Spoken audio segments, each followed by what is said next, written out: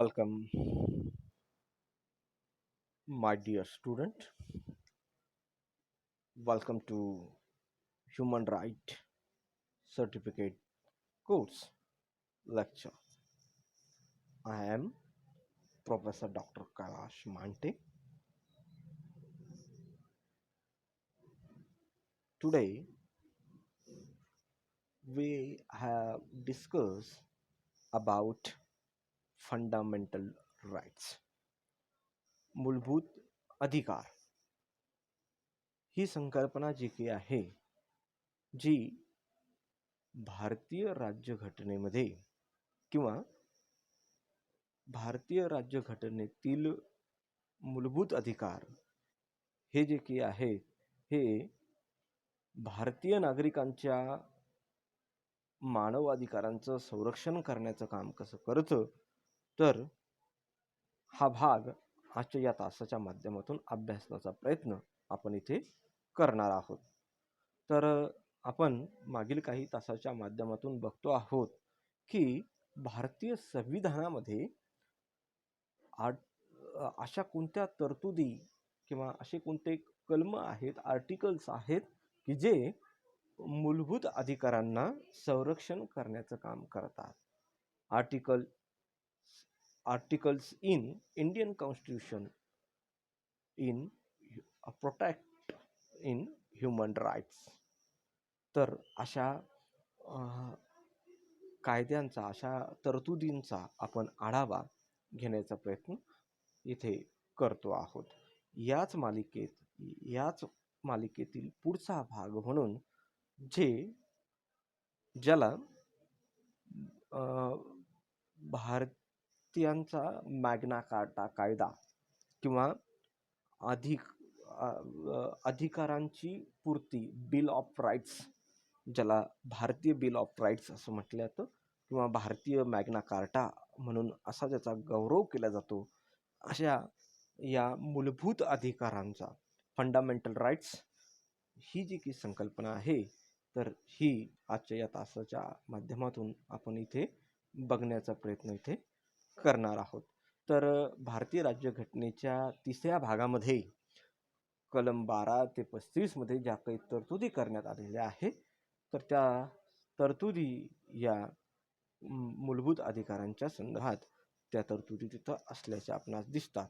आणि या सगळ्या तरतुदींचा आढावा जो काही आहे, तर तो आपण या व्हिडिओच्या माध्यमातून करून घेण्याचा प्रयत्न इथे करणार आहोत.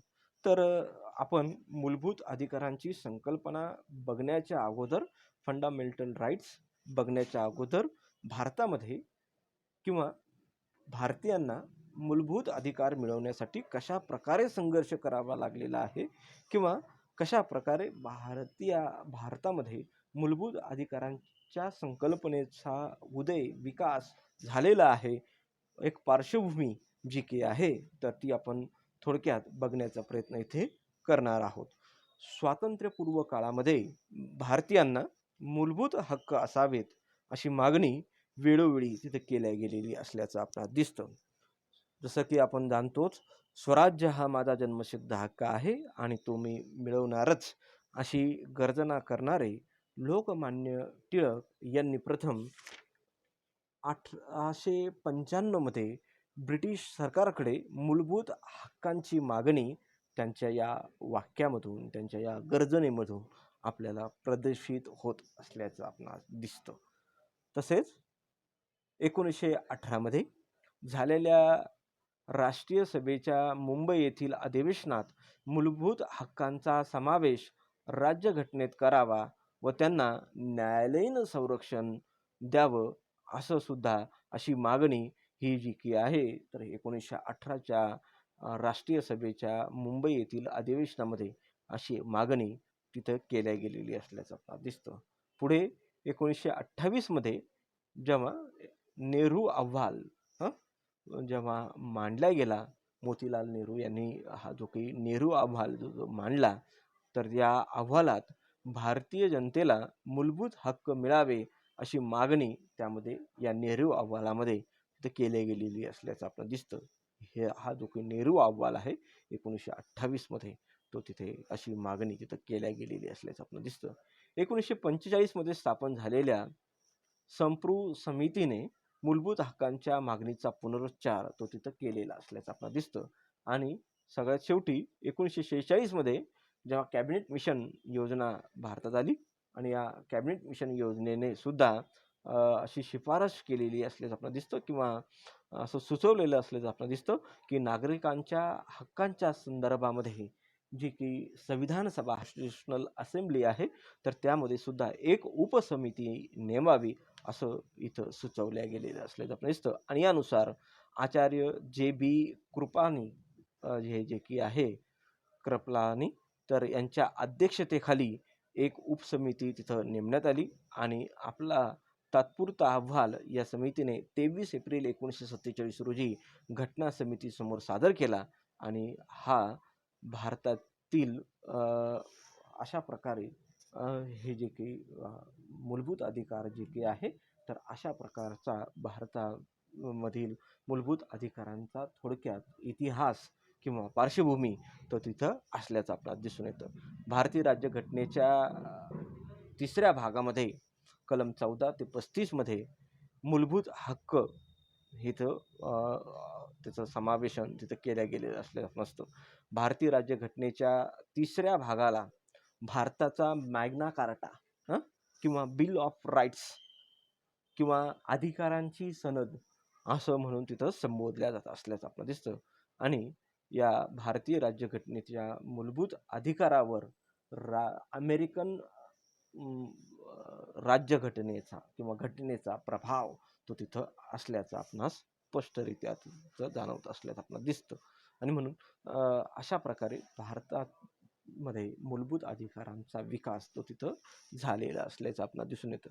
तर भारतातील जे की मूलभूत अधिकार आहे तर हे भारतीय राज्यघटनेचा एक अविभाज्य भाग तो तिथं असल्याचा आपल्याला दिसतो.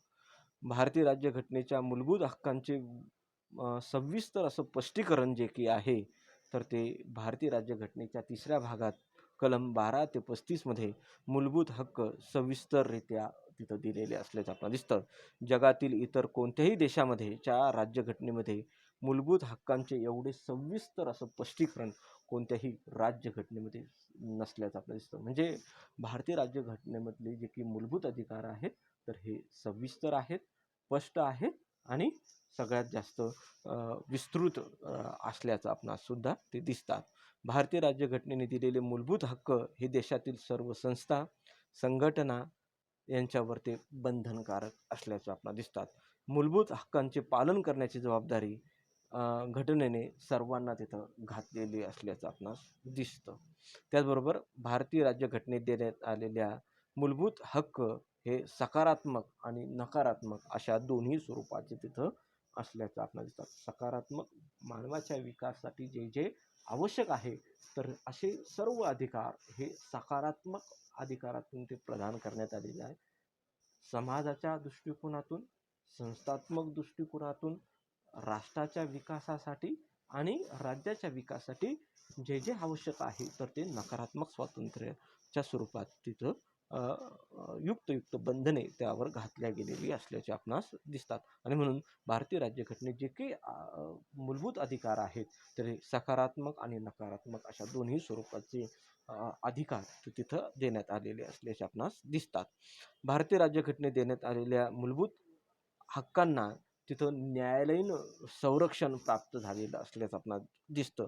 व्यक्ती, संस्था, सरकार यांच्याकडून मूलभूत हक्कांवर अतिक्रमण झाल्यास त्याविरुद्ध न्यायालयात दाद मागण्याचा अधिकार तो तिथं प्रत्येक व्यक्तीला तिथं असल्याचं आपल्याला दिसतं. आणि म्हणून न्यायालय व्यक्तींच्या मूलभूत अधिकारांचं संरक्षण करण्याचं प्रमुख यंत्रणा, प्रमुख साधन म्हणून तिथं ते काम करत असल्याचं आपल्याला दिसतं. भारतीय राज्यघटनेत देण्यात आलेल्या मूलभूत अधिकार हे अमर्याद स्वरूपाचे तिथं नसल्याचे आपल्याला दिसतात. त्याच्यावर मर्यादा घालण्याचा अधिकार राज्याला तिथं असल्याचं आपणास दिसतं. देशाची एकता, सार्वभौमत्व, सार्वजनिक शांतता, सुव्यवस्था, कायदा यासाठी त्याच्यावर राज्य हे हक्कांवर काही प्रकारच्या मर्यादा तिथं घालत असल्याचं आपल्याला भारतीय राज्यघटना जे काही अधिकार भारतीय नागरिकांना देते तर ते अमर्याद मूलभूत अधिकार तिथं देत नसले जात नसतात, तर ते मर्यादित मूलभूत अधिकार जे काही आहे तर ते दिले जातात. देशाची एकता, सार्वभौमत्व, सार्वजनिक शांतता, सुव्यवस्था इत्यादी वर हे अबाधित ठेवण्यासाठी मूलभूत अधिकारावर युक्त अशा बंधने तिथं आणली जात असल्याचे आपल्याला दिसतात. मूलभूत हक्क हे आणीबाणीच्या काळामध्ये स्थगित होत असल्याचे आपल्याला दिसतात. भारतीय राज्यघटनेच्या कलम 359 मध्ये अशी तरतूद करण्यात आलेली असल्याचं आपल्याला दिसतं. जेव्हा जेव्हा राष्ट्रीय आणीबाणी, आर्थिक आणीबाणी जेव्हा लागते तर तेव्हा व्यक्तीचे जे काही मूलभूत अधिकार आहे तर ते नष्ट किंवा स्थगित केल्या जात असल्याचे आपल्याला दिसतात. 1976 मध्ये असे मूलभूत अधिकारांची स्थगिती ती झालेली असल्याचं आपल्याला दिसतं. भारतीय राज्यघटनेत मूल हक्क देताना भारतीय नागरिक आणि परकीय नागरिक असा भेद तिथं करण्यात आलेला असल्याचं आपल्याला दिसतं. काही मूलभूत अधिकार हे जे फक्त भारतीय नागरिकांनाच तिथं दिले जातात आणि काही मूलभूत अधिकार हे जे की आहे तर एक मानव म्हणून परकीय नागरिकांना, समस्त नागरिकांना ते तिथं प्रदान केले जात असल्याचे आपणास दिसून येतात. आणि मग असे जे की मूलभूत अधिकार आहेत, एकूण आत्ताच्या म्हणजे आता सध्या लेटेस्ट जे काही मूलभूत अधिकार आहेत त्याची संख्या एकूण 6 प्रकारचे मूलभूत अधिकार भारतीय नागरिकांना तिथं प्रदान केले जात असल्याचे आपणास दिसतात. याच्या अगोदर म्हणजे 1978 पर्यंत भारतीय नागरिकांना एकूण 7 प्रकारचे मूलभूत अधिकार हे देण्यात येत होते. मात्र 1978 मध्ये 44वी घटनादुरुस्ती विधेयक करण्यात आलं आणि यातून 7वा जो काही मूलभूत अधिकार आहे संपत्तीचा अधिकार तर तो कमी केला गेला आणि यामुळे भारतीय नागरिकांना सध्या 6 प्रकारचे मूलभूत अधिकार ते तिथं प्रदान केल्या जात असल्याचे आपणास दिसतात. त्यामध्ये पहिला जो काही अधिकार आहे तर तो आहे समतेचा हक्क. कलम 14 ते 18 यामध्ये समतेचा अधिकार, राईट टू इक्वॅलिटी हा जो की आहे तर हा तिथं प्रदान केला गेलेला असल्याचा आपणास दिसतो. त्यानंतर दुसरा जो हक्क आहे तर तो आहे स्वातंत्र्याचा हक्क किंवा स्वातंत्र्याचा अधिकार. हा जो काही आहे तर तो कलम 19 ते 22 मध्ये राईट टू फ्रीडम म्हणून तो तिथे भारतीय नागरिकांना कलम 19 ते कलम 22 पर्यंत तिथे स्वातंत्र्य तो तिथे विविध प्रकारचं स्वातंत्र्य प्रदान करत असल्याचं आपल्याला दिसतं. त्यानंतर पुढचा जो काही अधिकार आहे तर तो तिसरा अधिकार शोषणाविरुद्धचा अधिकार, राईट टू अगेन्स्ट एक्सपोलेशन किंवा एक्सपॉइलेटेशन्स असा हा तो अधिकार कलम 23 ते कलम 24 मध्ये असा पिळवणुकी विरुद्धचा किंवा शोषणाविरुद्धचा अधिकार हा तो तिथं प्रदान करत असल्याचं आपल्याला दिसतं. त्यानंतर चौथा जो काही अधिकार आहे मूलभूत अधिकार तर तो आहे धार्मिक अधिकार, right to freedom of religion. हा कलम 25 ते कलम 28 मध्ये भारतीय नागरिकांना धार्मिक स्वातंत्र्य प्रदान करण्याचं काम तो करत असल्याचं आपल्याला दिसतं. त्यानंतर पाचवा जो काही अधिकार आहे तर तो आहे सांस्कृतिक आणि शैक्षणिक अधिकार, कल्चर अँड एज्युकेशनल राईट्स. तर हा पाचवा अधिकार जो काही आहे कलम 29 ते 30, कलम 29 व 30 हे दोन कलम जे काही आहे तर भारतामध्ये या नागरिकांना सांस्कृतिक आणि शैक्षणिक हक्क तिथं बहाल करत असल्याचं आपणास दिसून येतं. त्यानंतर पुढचा अधिकार शेवटचा 6वा मूलभूत अधिकार जो काही आहे तर तो आहे घटनात्मक उपायांचा अधिकार. तर त्याला राईट टू कॉन्स्टिट्यूशनल रिमिट्स जे काही आहे असं त्याला म्हटलं जातं. तर हा कलम 32 नुसार भारतीय नागरिकांना घटनात्मक उपायांचा अधिकार प्रदान करणारा, संरक्षण देणारा अधिकार तो तिथं असल्याचं आपल्याला दिसतं. या एक मूलभूत अधिकारांचं आपण सविस्तर काय आहे आढावा जो काही आहे तर तो इथे घेण्याचा प्रयत्न इथे आपण करणार आहोत. पहिला मूलभूत अधिकार समतेचा अधिकार किंवा समतेचा हक्क. कलम 14 ते कलम 18 भारतीय राज्यघटनेतील कलम 14 जे पासनं समतेच्या अधिकाराला तिथं प्रारंभ तो होत असल्याचं आपल्याला दिसतं आणि या तून वेगवेगळ्या प्रकारच्या समतेच्यासाठी इथे तरतुदी ज्या की आहे तर त्या करण्यात आलेल्या असल्याच्या आपणास दिसतात. तर राईट टू इक्वॅलिटी हे जे की आहे तर हे भारतीय समाज व्यवस्थेमध्ये प्रस्थापित व्हावं यासाठी या तरतुदी त्याचं त्या केल्या गेलेल्या असल्याचं आपल्याला दिसतं.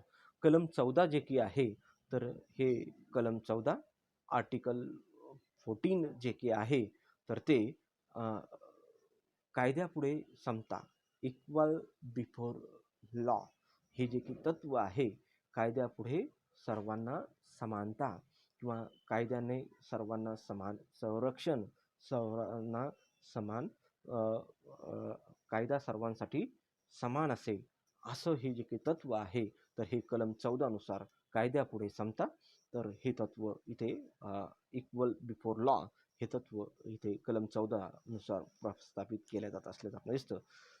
कायद्यापुढे सर्वांना समान मानले जाईल, कायद्याचे सर्वांना समान संरक्षण असेल, कायद्यासमोर धर्म, वंश, जात, लिंग, वर्ग अशा कोणत्याही आधारावर वा भेदभाव केला जाणार नाही. कायद्यापुढे समता या कलमाचे तत्व जे की आहे तर हे व्यक्तिपरत्वे कायदा हा वेगवेगळा असणार नाही असं ते सांगत असल्याचं आपल्याला दिसतं. सर्व व्यक्तींसाठी एकच आणि एकाच हा कायदा हा सर्वांसाठी तो तिथे असेल. कोणत्याही व्यक्तीला त्याचा जन्म, जात, वंश, सामाजिक दर्जा, संपत्ती याचा विचार न करता कायदा हा सर्वांसाठी समान असेल, सर्वांना तो संरक्षण तो देईल असं हा कायदा तो तिथं असल्याचं आपल्याला दिसतं. म्हणून भारतीय राज्यघटनेसमोर भारतातील नागरिक, परकीय व्यक्ती असा कोणताही भेदभाव तिथं केला जात नाही. प्रत्येक व्यक्तीला कायद्यासमोर समान मानून त्याचे समान असं संरक्षण तिथं दिलं जात असल्याचं आपल्याला दिसतं. प्रशासनाच्या दृष्टीने राष्ट्रपती, राज्यपाल, परराष्ट्राचे वकील, सैनिक इत्यादी हे कलम 361 अंतर्गत विशेष संरक्षण त्यांना तिथं असतं. यांना सोडून म्हणजे काही बाकीचे जे व्यक्ती असतील तर त्यांना सर्वांना समान संरक्षण हे कायद्याचं समान संरक्षण तिथं प्राप्त करण्याचा अधिकार तिथं असल्याचं दिसतं. कोणीही गरीब असो, कोणी श्रीमंत असो असा कोणताही भेदभाव कायदा तिथं करू शकत नसल्याचं आपणास दिसतं. आणि म्हणून कलम 14 हे कायद्याची समता प्रस्थापित करणारं तत्व तिथं असल्याचं आपणास दिसतं. त्यानंतर आहे दुसरं जे काही कलम आहे तर ते आहे कलम 15 भेदभावाचा अभाव. तर राज्य, धर्म, वंश, लिंग, जात, वर्ग याच्या आधारावर नागरिकांमध्ये कोणत्याच प्रकारचा भेदभाव तिथं करणार नाही. यानुसार सार्वजनिक ठिकाणे, मानवठे, घाट, मंदिरे, उपाहारगृह, भोजनालय या ठिकाणी कोणत्याही व्यक्तीला प्रवेशापासून तिथं नाकारल्या जाणार नसल्याचं आपल्याला दिसतं. असे असले तरी स्त्रिया, मुले यांच्यासाठी विशेष सवलती तिथे प्रदान करण्याचं काम तिथं केलं जात असल्याचं आपल्याला दिसतं. आणि अशाच प्रकारे कोणत्याही व्यक्तीला सार्वजनिक संपत्ती असेल, सार्वजनिक स्थळे असतील तर त्याच्यावर काय तर त्याचा लाभ घेण्याचा, त्याच्यामध्ये वास्तव्य करण्याचा, विहार करण्याचा प्रत्येकाला अधिकार असेल. असा कोणत्याही प्रकारच्या भेदभावापासून जे की भेदाभेद आहे तर त्या भेदभावाला विसरण्याचं काम हा कलम 15 जिथं करत असल्याचं आपल्याला दिसतं. कलम 16 नुसार संधीची समानता जी की आहे तर ही संधीची समानता प्रदान करण्याचं काम हे कलम 16 तिथं करत असल्याचं आपल्याला दिसतं. कलम 16 नुसार सार्वजनिक नोकऱ्यांच्या संदर्भात सर्व नागरिकांना समान संधी तिथं दिले जात असल्याचं आपल्याला दिसतं. त्या संदर्भात धर्म, वंश, जात, लिंग, जन्मस्थान यांच्या आधारावर कोणताही ही नागरिकात राज्यातील कोणत्याही नोकरीला तो तिथं अपात्र त्याला तिथं ठरवल्या जाणार नसल्याचं आपणास दिसतं. केवळ फक्त धर्म, वंश, जात, लिंग या आधारावर कोणत्याही व्यक्तीला कोणत्याही राज्यामध्ये नोकरीसाठी अपात्र तिथं ठरवता येणार नाही असं इथं हा संधीची समानता कलम 16 तो तिथं सर्व नागरिकांना तो प्रदान करत असल्याचं आपणास दिसतं. असं असलं तरी संसद कायदा करून राज्यातील एखाद्या पदावर नियुक्त केलेल्या जाणाऱ्या अधिकारी त्याच्या राज्याचा रहिवासी असावा अशी अट जी काही आहे तर तिथं घातल्या जाऊ शकत असल्याचं आपणास दिसतं. घटक राज्याला राज्यातील नोकऱ्यामध्ये मागासलेल्या जाती जमातीसाठी पुरेसे प्रतिनिधित्व किंवा आरक्षणाची तरतूद करण्याचा सुद्धा अधिकार तिथं असल्याचं आपल्याला दिसून येतं. आणि असं जरी असलं तरी सुद्धा संधीची समानता यामध्ये धर्म, वंश, जात, लिंग या आणि जन्मस्थान या आधारावर कोणत्याही प्रकारचा भेदभावाचा अभाव तो तिथं अटकाव करण्याचं काम तिथं केलं जात असल्याचं दिसतं. सार्वजनिक सेवेमध्ये सर्वांना येण्याचा अधिकार याच्यावर या आधारावर कोणालाही तिथं अपात्र रोखलं जात नसल्याचं आपणास दिसतं. त्यानंतर आहे कलम 17. पुढचं जे काही तत्व आहे तर ते आहे अस्पृश्यता निवारण. तर कलम 17 नुसार अस्पृश्यता नष्ट करण्यात आलेली असल्याचं आपल्याला दिसतं. भारतीय समाजाला लागलेला जातीयतेचा जो काही कलंक आहे भारतीय समाजामध्ये जी काही वर्ण व्यवस्था होती, चातुर्वर्णीय व्यवस्था, तर ती नष्ट करण्याचं काम, ते कायद्यानुसार गुन्हा ठरवण्याचं काम हा कलम 17 जे की आहे अस्पृश्यतेचा अंत तर हा तो तिथं करत असल्याचं आपल्याला दिसतं. तर हा जातीयचा कलंक 17व्या कलमानुसार पुसून टाकण्यात असं काम तो तिथं करत असल्याचं आपल्याला दिसतं. कोणत्याही स्वरूपाची अस्पृश्यता, श्रेष्ठ कनिष्ठता पाळण्याला तिथं बंदी घातलेली असल्याचं आपल्याला दिसतं. 1955 साली संसदेने त्यासंबंधी कायदा करून अस्पृश्यता पाळणे हा फौजदारी गुन्हा तो तिथं ठरवलेला असल्याचं आपल्याला दिसतं. अस्पृश्यता पाळणाऱ्या व्यक्तीला 6 महिन्याचा कारावास किंवा 500 रुपये दंड हा तिथं होत असल्याचं आपल्याला दिसतं. भारतीय समाजात समता आणि सामाजिक न्याय प्रस्थापित व्हावा हा दूरदृष्टिकोन डोळ्यासमोर ठेवून या तत्वांची या कलमांची समावेशन जे काही आहे तर ते भारतीय राज्यघटनेमध्ये करण्यात आलेलं असल्याचं आपणास दिसतं. त्यानंतर कलम 18 पदव्यांची समाप्ती. पूर्वी भारत सरकारतर्फे रावसाहेब, राव बहादूर, दिवाण साहेब, दिवाने बहादूर, खान बहादूर अशा प्रकारच्या पदव्या सामाजिक आणि राजकीय कामगिरी करता व्यक्तींना तिथं दिल्या जात होत्या. आणि या पदव्यांबरोबर त्या व्यक्तीला त्या समाज व्यवस्थेमध्ये काही विशेष सवलती, काही विशेष अधिकार तिथं ते प्राप्त होत होते. आणि मग याच्यातून समाजामध्ये मोठ्या प्रमाणात भेदाभेद तो तिथे निर्माण होत होता. आणि मग हा भेदाभेद निर्माण करण्यासाठी अशा प्रकारच्या ज्या काही आपल्या पूर्वी पार चालत आलेल्या ज्या काही पदव्या आहे की पाटील, कुलकर्णी अशा ज्या काही पदव्या होत्या तर या पदव्यांची समाप्ती तिथं करण्यात आलेली असल्याचं आपल्याला दिसून येतं.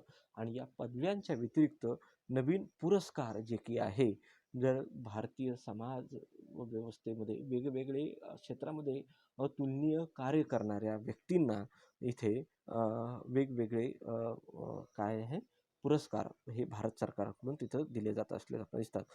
लष्करी आणि वेगवेगळे क्षेत्रामध्ये जे काही अतुलनीय काम करणारे जे काही व्यक्ती आहे तर अशा व्यक्तींना हे पुरस्कार तिथं दिले जात असल्याला आपल्याला दिसतात.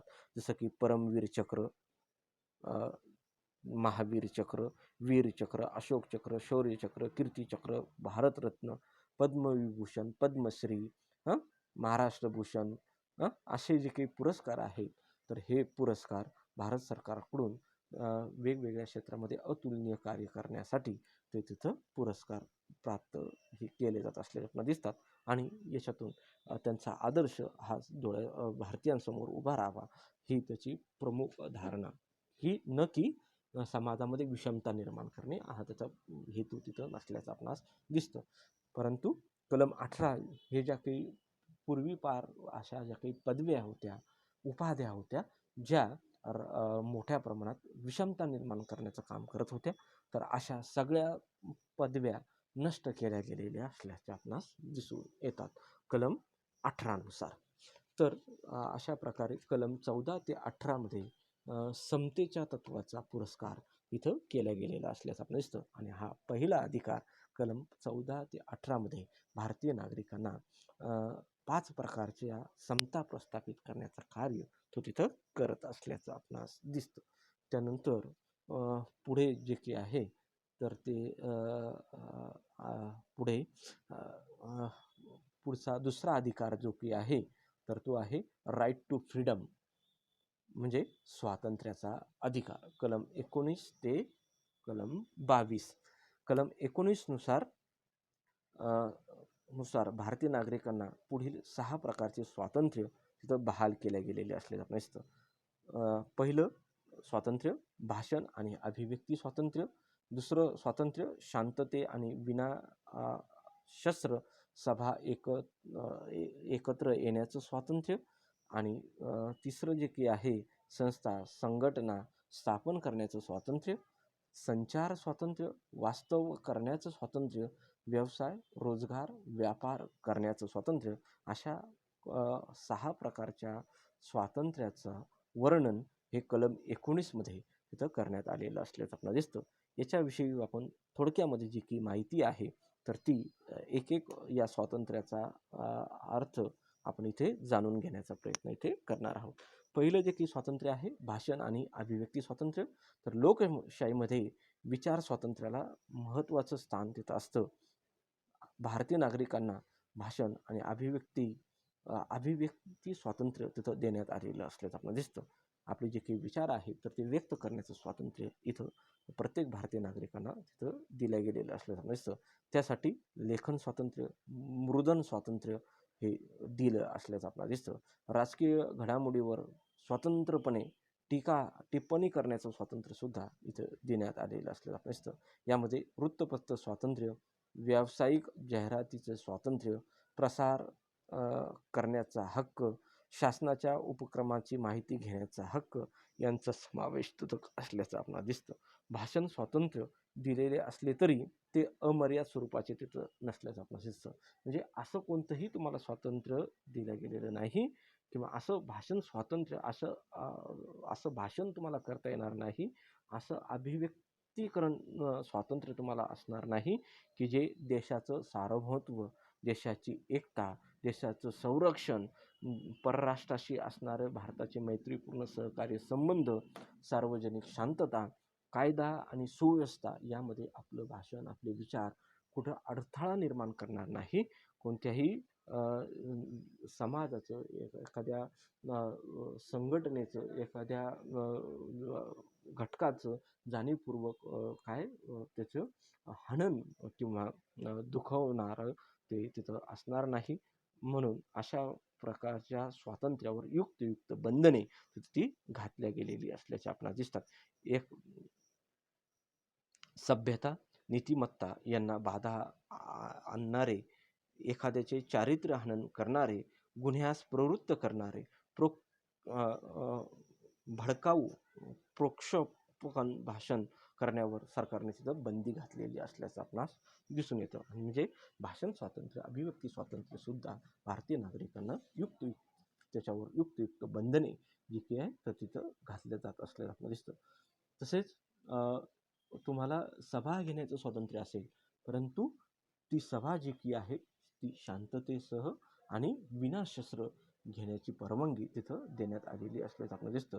म्हणजे तुम्हाला अशी कोणतीही विध्वंसक कृती आणि शस्त्रासह सभा घेण्याची परवानगी तिथं दिली जात नसल्याचं आपणास दिसून येतं. आणि म्हणून दुसरं जे की स्वातंत्र्य आहे तर ते सभा घेण्याचं स्वातंत्र्य, तर ते स्वातंत्र्यसुद्धा त्याच्यावर सुद्धा युक्त बंधने तिथं घातली गेलेली असल्याचं आपल्याला दिसतं. संस्था किंवा संघटना स्थापन करण्याचं स्वातंत्र्य सुद्धा भारतीय नागरिकांना तिथं प्रदान करण्यात आलेलं असल्याचं दिसतं. त्यामध्ये सामाजिक, आर्थिक, शैक्षणिक, सांस्कृतिक, राजकीय संस्था, संघटनांचा समावेश तिथं त्या स्वातंत्र्य तिथं असल्याचं आपल्याला दिसून येतं. परंतु समाज विघातक अशा ज्या काही संस्था असतील, देशाची एकता आणि अखंडता धोक्यात आणणाऱ्या संस्था आणि संघटना असतील, कायदा आणि सुव्यवस्था तिलांजली देणाऱ्या संस्था असतील आणि व्यक्तींच्या अधिकारावर बंधने आणणाऱ्या संस्था असतील, तर अशा संस्था संघटना स्थापन करण्याचा आपल्याला कोणताही अधिकार असणार नाही. म्हणजे यावर सुद्धा युक्त अशी बंधने तिथं ती घातल्या जात असल्याचं आपणास दिसतात. त्याचबरोबर संचार स्वातंत्र्य म्हणजे भारतीय नागरिकांना भारताच्या कोणत्याही प्रदेशामध्ये मुक्तपणे संचार करण्याचा, फिरण्याचा किंवा संचार करण्याचं स्वातंत्र्य तिथं असेल. परंतु असं कोणतंही स्वातंत्र्य तुम्हाला असणार नाही की तिथून त्यामुळे काय होईल, त्या भागाची विशिष्ट अशा राज्याची, शहराची जी की एकता जी की आहे, शांतता जी की आहे, कायदा आणि सुव्यवस्था जी की आहे, तर ती भंग पावणार नाही याचं मात्र काळजी ही भारतीय नागरिकांनी तिथे घेतली पाहिजे. अशा प्रकारचा बंधने त्याच्यावर सुद्धा घातल्या गेलेली असल्याचे आपणास दिसून येतात. त्याचबरोबर वास्तव्य करण्याचं स्वातंत्र्य सुद्धा भारतीय नागरिकांना तिथं देण्यात आलेलं असल्याचं नसतं. भारतीय नागरिकांना भारताच्या कोणत्याही प्रदेशात वास्तव्य करण्याचं स्वातंत्र्य, स्थायिक होण्याचं स्वातंत्र्य तिथं देण्यात आलेले असतं. वास्तव्य करण्याचा आणि स्थायिक होण्याचा हक्क हा संचार स्वातंत्र्याचा पूरक असल्याचं आपल्याला दिसून येतं. यानुसार भारताच्या कोणत्याही घटक राज्यात जन्मलेली व्यक्ती कोणत्याही घटक राज्यात व्यवसाय, नोकरी या निमित्ताने काही काळ व कायमस्वरूपी वास्तव्य करू शकते. भारताच्या कोणत्याही घटक राज्यात वास्तव्य करण्याचे स्वातंत्र्यामुळे राष्ट्रीय एकात्मता निर्माण होण्यास मदत झालेली आहे. असं असलं तरी सार्वजनिक हिताच्या संरक्षणासाठी अनुसूचित जाती, अनुसूचित जमातीसाठी स्वातंत्र्याच्या हक्कावर सरकार बंधने आणि मर्यादा तिथं घालत असल्याचं आपणास दिसून येतं. म्हणजे संचार स्वातंत्र्य सुद्धा आपल्याला अमर्यादित स्वरूपाचं तिथं नसल्याचं दिसतं. त्यावर सुद्धा युक्त बंधने तिथं ती घातली जात असल्याचे आपणास दिसतात. त्यानंतर दुसरं जे काही स्वातंत्र्य आहे तर ते आहे व्यवसाय, रोजगार आणि व्यापार स्वातंत्र्य. भारतातील नागरिकाला कोणताही व्यवसाय, रोजगार, व्यापार करण्याचं स्वातंत्र्य तिथं देण्यात आलेलं असल्याचं आपल्याला दिसतं. भारतामध्ये जातीय व्यवस्थामध्ये आपल्या जातीनुसार व्यवसाय करण्याचे प्रत्यक्ष बंधन होते.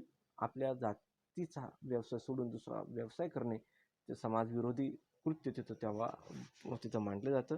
ही अनिष्ट प्रथा, रूढी, परंपरा संपवण्यासाठी घटनाकारांनी भारतीय नागरिकाला स्वतःच्या इच्छेनुसार व्यवसाय, रोजगार, व्यापार करण्याचं स्वातंत्र्य तिथं दिलं असल्याचं आपल्याला दिसून येतं. असे असले तरी हा अधिकार अमर्याद स्वरूपाचं तिथं नसल्याचं आपल्याला दिसतं.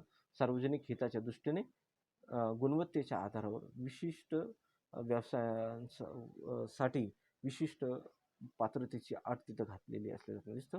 सार्वजनिक हितासाठी एखाद्या व्यवसाय सरकार त्या आपल्या स्वतःकडे सुद्धा घेत असल्याचं आपल्याला दिसतं. भारतीय नागरिकांना कलम 19 जी 6 स्वातंत्र्य दिलेली आहे, तर त्या संरक्षणासाठी कलम 20 आणि 21 व 22 तरतुदी तिथं करून ठेवण्यात आलेले असल्याचे आपणास दिसतात. आणि अशा पद्धतीने भारतीय नागरिकांच्या मूलभूत अधिकारांचं किमान काय आहे तर 19 मूलभूत 6 प्रकारचे मूलभूत स्वातंत्र्य जे काही आहे तर ते बहाल केले गेलेले असल्याचे आपल्याला दिसतात.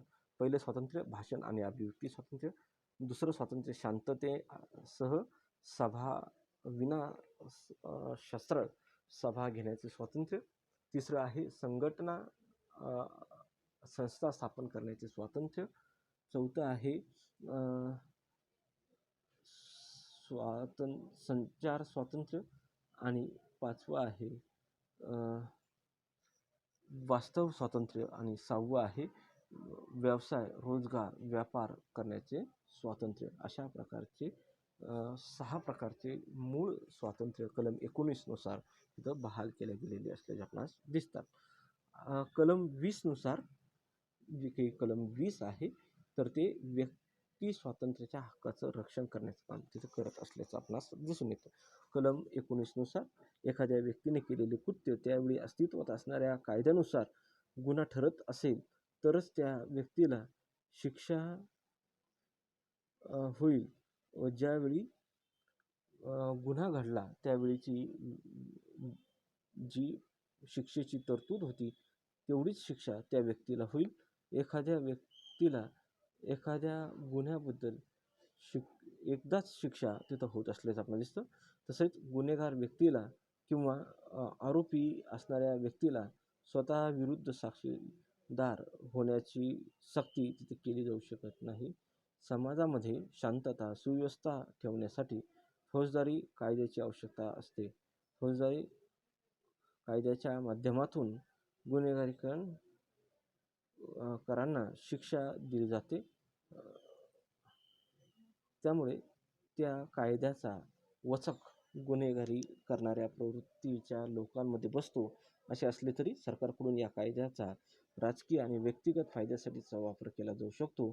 तो होऊ नये म्हणून भारतीय घटनाकारांनी 20व्या कलमाची तरतूद तिथं केलेली असल्याचं आपणास दिसून येतं. आणि अशा पद्धतीने कलम 20 जे की आहे तर ते कोणत्याही व्यक्तीला गुन्हा सिद्ध झाल्याशिवाय त्याला शिक्षेपासून संरक्षण देण्याचं काम तिथं करत असल्याचं आपल्याला दिसतं. एखाद्या व्यक्तीने कायद्याचं उल्लंघन केलेलं आहे तर त्या व्यक्तीला अटक केल्यानंतर त्याला 24 तासाच्या आत न्यायाधीशाच्या समोर चीफ मॅजिस्ट्रेटच्या समोर उभं केलं जातं. आणि मग चीफ मॅजिस्ट्रेट अधिकारी जो की आहे अटक केलेल्या व्यक्तीला गुन्ह्यासाठी जे की आहे तर पुढची कारवाई त्याच्या संदर्भात तो करू शकत असल्याचं आपल्याला दिसतं. आणि जोपर्यंत त्या व्यक्तीवर गुन्हा सिद्ध होत नाही तर तोपर्यंत त्याला गुन्हेगार मानलं जात नसल्याचं आपणास दिसून येतं. आणि ही अतिशय महत्त्वाची तरतूद कलम 20मध्ये तिथं करण्यात आलेली असल्याचं आपणास दिसतं. त्यानंतर कलम 21 नुसार कायद्याने ठरवून दिलेल्या पद्धतीशिवाय कोणत्याही व्यक्तीचं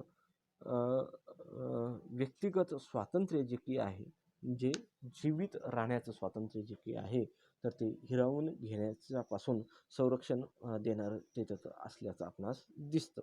हा हक्क जपान व अमेरिकेच्या राज्यघटनेने अनुकरण करून भारतीय राज्यघटनेत समाविष्ट केला असल्याचं आपल्याला दिसतं.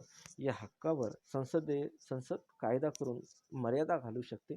संसदेने या संदर्भात केलेल्या कायद्यांची वैधता तपासण्याचा अधिकार सर्वोच्च न्यायालयाला असणार नाही व भारतीय राज्यघटनेच्या कलम 21व्या कलमात कायद्याने ठरवलेल्या कार्यपद्धतीशिवाय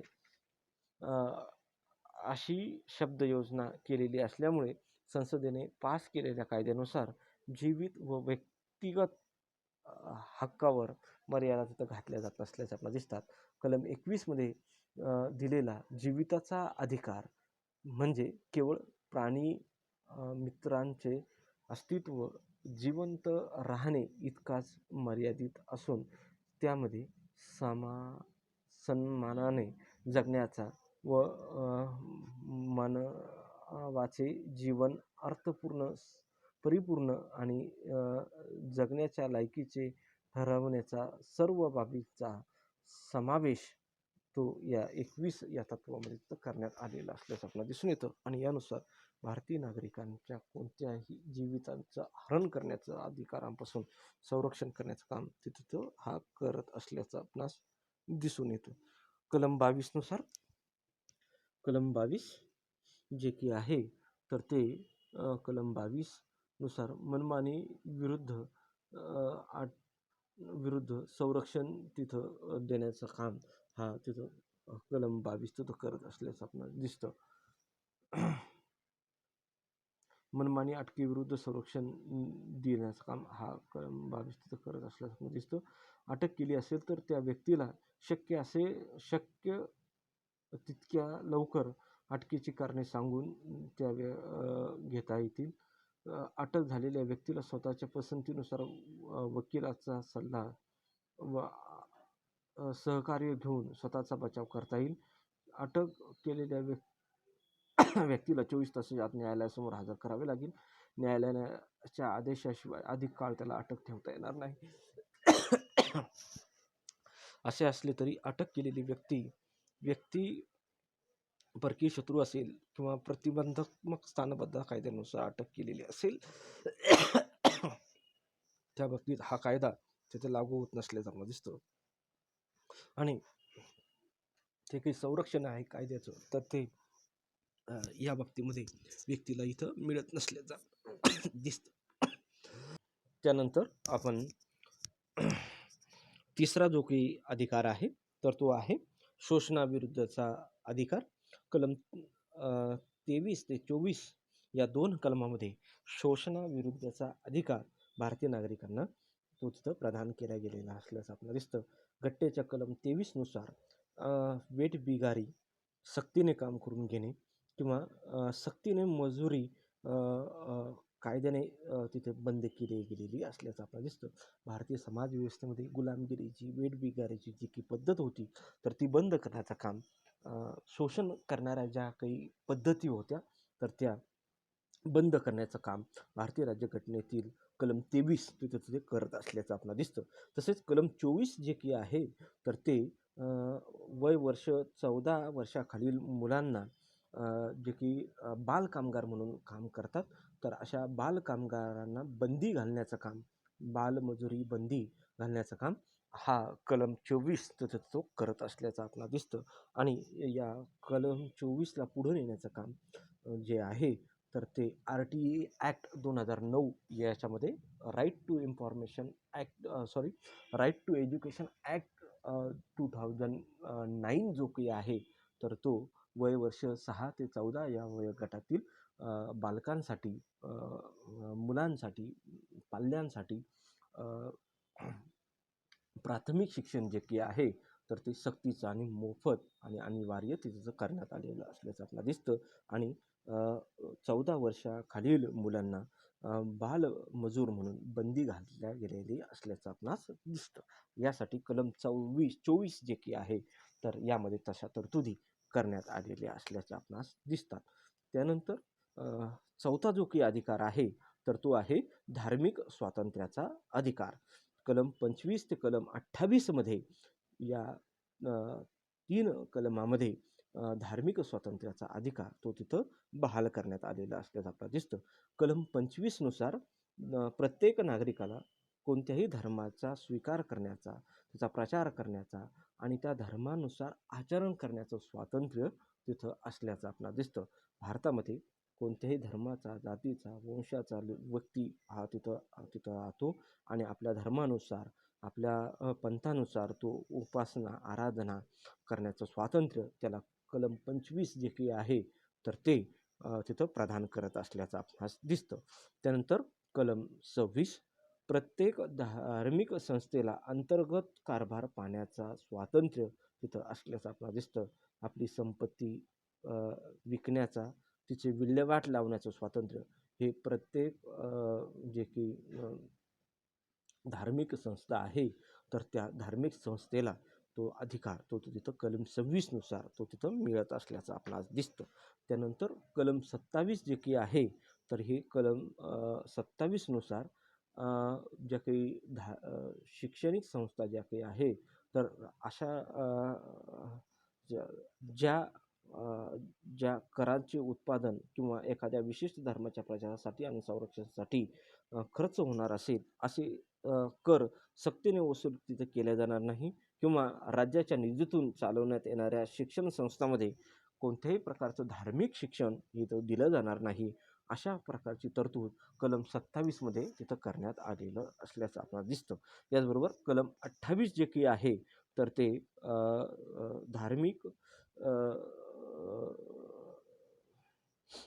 धार्मिक शिक्षणाची सक्ती ही तिथं केली जाणार नसल्याचं आपल्याला दिसतं. धार्मिक शिक्षण देण्याच्या हेतूने दिलेल्या देणगी व विश्वस्त निधीतून चालणाऱ्या संस्था असल्यास तिथे कोणत्याही व्यक्तीवर जबरदस्तीने किंवा सक्तीचं तिथं धार्मिक शिक्षण तिथं असणार नाही.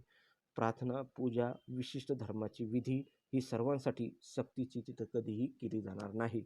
अशा प्रकारची धार्मिक स्वतंत्रता प्रदान करणारे हे कलम 25, कलम 26, कलम 27, कलम 28 अशा प्रकारचे 4 कलम जे की आहे तर भारतीयांना right to freedom, religion to freedom जे की आहे तर तो प्रदान करणारा हे धार्मिक स्वातंत्र्याचा अधिकार तो तिथं असल्याचं आपल्याला दिसतं.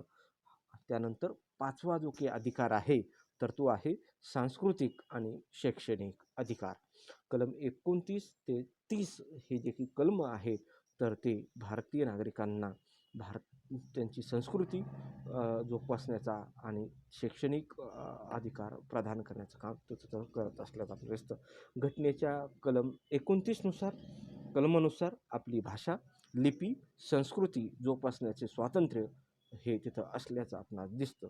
म्हणजे प्रत्येक भारतीयाला ज्यांची आपली भाषा असेल, लिपी असेल, संस्कृती जी काही असेल, तर ती जोपासण्याचा अधिकार तो असेल. आणि हे अधिकार कलम भारतीय राज्यघटनेच्या 29 नुसार भारतीय नागरिकांना हे स्वातंत्र्य, सांस्कृतिक स्वातंत्र्य जे काही आहे, तर ते जोपासण्याचा अधिकार तो तिथं प्रदान करत असल्याचं आपणास दिसतं.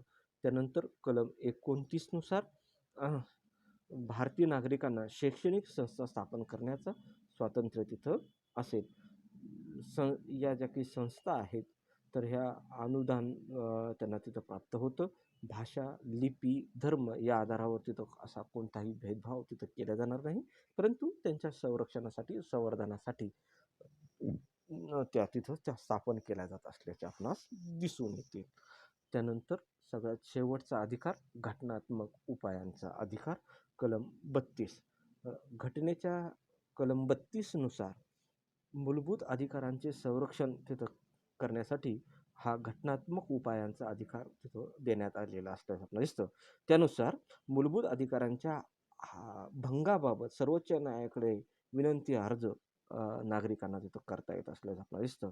न्यायालय 5 प्रकारचे आदेश सर्वोच्च न्यायालय जे काही आहे, तर ते देतं आणि त्याच्यानुसार घटनात्मक उपाय करून मूलभूत अधिकारांचं संरक्षण करण्याचं काम तिथं करत असल्याचं आपल्याला दिसतं. यामध्ये 6 आदेश तिथं दिले जात असल्याचं आपल्याला दिसतं. बंदी प्रत्यक्षीकरण हा पहिला आदेश याच्यात दिला जातो. त्यामध्ये कोणत्याही व्यक्तीला बेकायदा अटक केल्यास त्या व्यक्तीच्या नातेवाईक किंवा मित्र न्यायालयाकडे तक्रार अर्ज करू शकतात.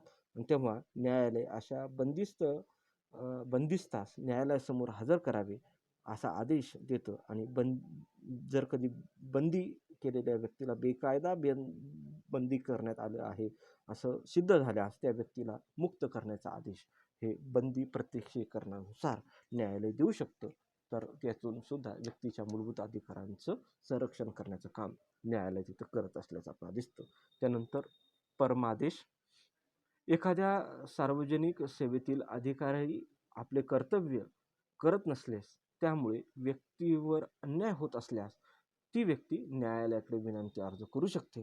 तो अर्ज सिद्ध झाल्यास त्या अधिकाऱ्यास आपले कर्तव्य करण्याचा आदेश न्यायालय जेव्हा त्याला देतं, तर त्याला परमादेश असं इथं म्हटलं जात असल्याचं आपल्याला दिसतं. आणि यातून सुद्धा व्यक्तीच्या अधिकारांचं संरक्षण तिथं मोठ्या प्रमाणात होत असल्याचं आपल्याला दिसतं.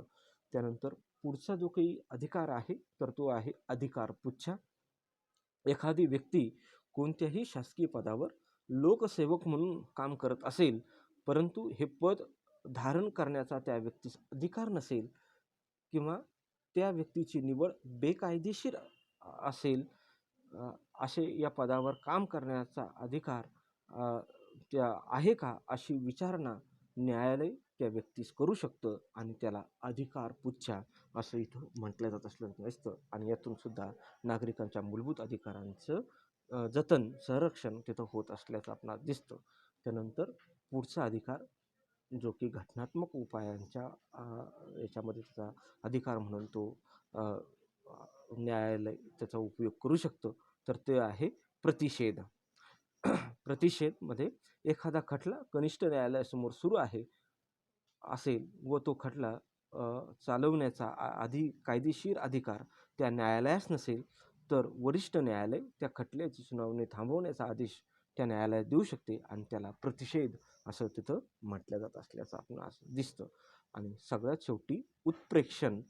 एखादा खटला कनिष्ठ न्यायालयात सुरू आहे, पण तो वरिष्ठ न्यायालयात चालवावा असं वरिष्ठ न्यायालयास वाटत असल्यास वरिष्ठ न्यायालय जेव्हा आदेश कनिष्ठ न्यायालयात देतं, तर त्या आदेशाला उत्प्रेक्षण असं इथं म्हटलं जात असल्याचं आपल्याला दिसतं. आणि या उत्प्रेक्षण जे काही आहे, तर ते सुद्धा मूलभूत अधिकारांच्या संरक्षणासाठी अतिशय महत्त्वाचं तो तिथं ठरत असल्याचं आपल्याला दिसतं.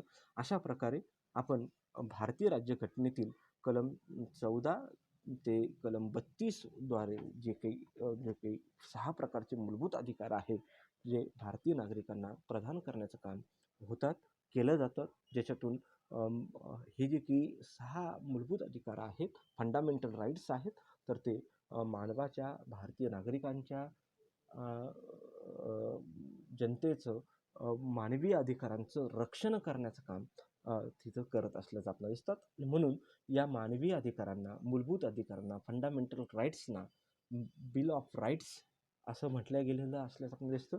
मॅग्ना कार्टा असं सुद्धा, भारतीयांचा मॅग्ना कार्टा म्हणून सुद्धा त्याच्याकडे म्हटलं गेलेलं असल्याचं आपल्याला दिसतं.